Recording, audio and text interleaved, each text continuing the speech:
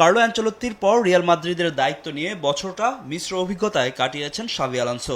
মৌসুমের শুরুতেই লা লিগার পয়েন্ট টেবিলের শীর্ষস্থান দখলে রাখলেও শেষের দিকে এসে খেই হারায় লস ব্লাঙ্কোস। লিগের শেষ 6 ম্যাচে 2 জয়ে টেবিলের শীর্ষস্থান হারায় শাভির দল। চিরপ্রতিদ্বন্দ্বী বার্সেলোনার সঙ্গে পয়েন্ট ব্যবধান বেড়ে দাঁড়ায় 4।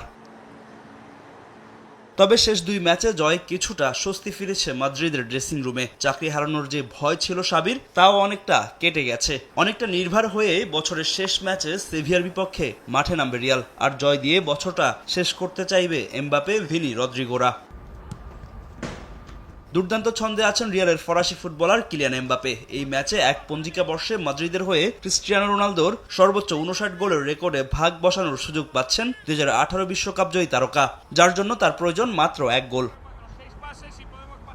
সেভিয়ার বিপক্ষে শুরু একাদশেই থাকবেন এমবাপে, ভিনিসিউস, রদ্রিগো, আর্দা গুলার, চুয়ামিনি, জুড বেলিংহামরা। মাদ্রিদের ডিফেন্স সামলাবেন Raul Asencio, Antonio Rudiger, Dean Huijsen ও আলভারো কারেরাস। তবে পরিসংখ্যান কথা বলছে রিয়ালের পক্ষে।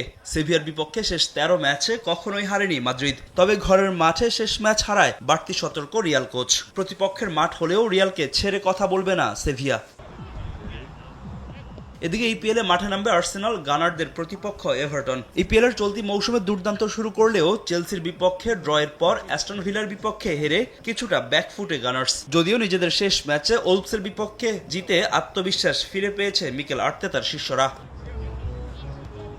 ইনজুরির কারণে এই ম্যাচে গ্যাব্রিয়েল মাসকুইরো ও কাই হ্যাভার্টসকে দলে পাচ্ছেন আর্সেনাল বস। গেল মৌসুমে ইপিএলের 2 ম্যাচে এভারটনের বিপক্ষে জয়ের দেখা পায়নি আর্সেনাল, তাই এই ম্যাচ নিয়ে বাড়তি সতর্ক তারা। নিজেদের মাঠে আর্সেনালের চোখে চোখ রেখে লড়াই করতে প্রস্তুত এভারটন। ফাহিম ইসলাম, সময় সংবাদ।